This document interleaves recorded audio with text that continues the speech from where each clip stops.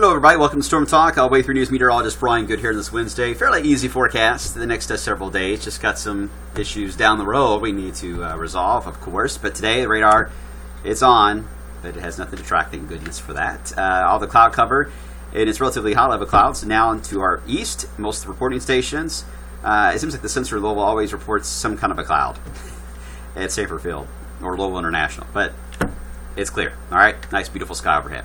All right, wider view shows that we do have the front down, moving off to our east. High pressure now is building in across the Ohio Valley, so we're looking good for the rest of the day today and even tomorrow. And then we get into this mess toward the end of the week here, and there'll be a warm front to start with. More than likely, they'll see this warm front move in late Friday into Saturday. There is going to be a risk for a thunderstorm chance with this as it moves in. I still think we have a good chance to really warm things up here in the 80s Friday and even Saturday. The only thing on Saturday that is iffy is if this warm front is too slow, then the cloud cover with it and the thunderstorm chance, if it lingers to like noon Saturday or 1 o'clock, then it actually could end up being a couple degrees cooler Saturday than what it will be on Friday because of cloud cover.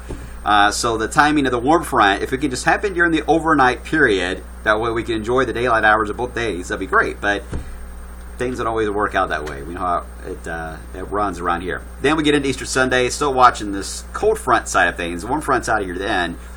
The timing of this, it has sped up a bit on some of the short-range models who are just not able to see the system. We'll have much more on this coming up in the coming days, but it still looks like everything's in better shape in the morning compared to the afternoon. Once we get into the afternoon, into the evening, that's when the front moves in with showers and thunderstorms. Because of the angle of the front, there's not a lot of shear issues with this, so severe weather threat is limited, but there is some instability. So we could have what we call the pulse thunderstorms. They can pulse up and produce some strong winds, and they dissipate rather rapidly. So an isolated strong storm, I can't rule that out for Easter afternoon and evening. But again, the details of that we can't answer until we get to that day, really. Looking beyond, here are the ensembles, the models and the ensembles. GFS and its ensemble, the Euro and the Canadian. As been early next week, we get a slight little dip here. Kentucky, it's hard to see, I know, I apologize. Right in there's Kentucky on all these maps. There's a slight little dip in the Ohio Valley, so we are going to cool down, but the cool down's like 70. Not bad. But then we get to the middle of next week, and we've got a couple of low pressures moving across and what looks to be more of a zonal flow than anything. So these are fast-moving systems that move through, and then the cold fronts kind of drag through the Ohio Valley, each one of them. So some showers and thunderstorms should increase, looks like late Tuesday, Wednesday, and more than likely even part of Thursday. And then we get another dip by the time we get into Friday. This is the day before thunder over Louisville. We will see a dip in the atmosphere, so more of a northeast wind will likely take shape.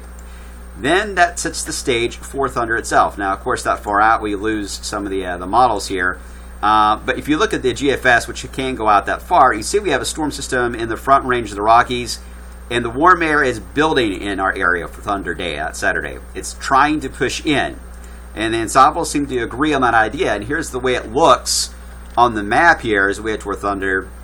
I see a warm front that'll be moving into the area as we head into that Saturday, and that warm front is going to be important where it's located, because if it's angled a little more, say like this, then we still have more of a east-northeast flow when it comes to wind direction for smoke. For those of you that know, try to figure out which side of the river to be on to see. Also affects the air show to a bit. It would also affect the rain chance. If it's more angled like that, then the rain would actually be a little more back to their west. We may have some high-level clouds, but a decent day, likely I would say highs around 70. If the warm front is, as shown here, a little more over the area, then we may actually see the wind direction change throughout the entire day, becoming east-southeast winds. And then there could be some cloud cover and maybe a thunderstorm as wind to thunder night. So there's still a lot of questions on how this is going to set up. So let's not get too worked up about it yet. But as always, try to give you a heads up as far out as we can. And that's the way it's looking.